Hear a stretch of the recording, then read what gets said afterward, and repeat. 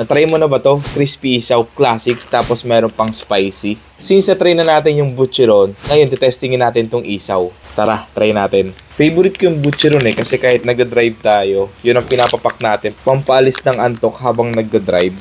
Tapos, mas masarap nito kapag nasa bahay ka, may sarili kang suka, diba? Crispy isaw. Try natin kung crispy nga talaga ha. First bite, kung crispy talaga.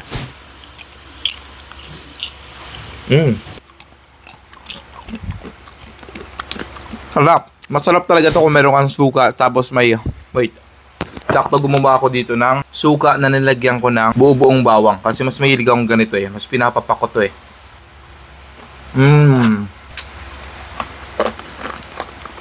Sarap. Available din pala to. Spicy tsaka classic. At meron pa silang iba't ibang chicharon na pwede mong pagpilian. Perfect with garlic. Hilaw na garlic to na binabad lang sa suka. Sarap.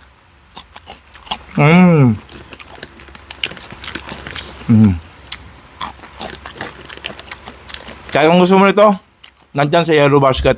Order ka na rin. Pang regalo mo. Ito na lang yung ambag mo sa inuman.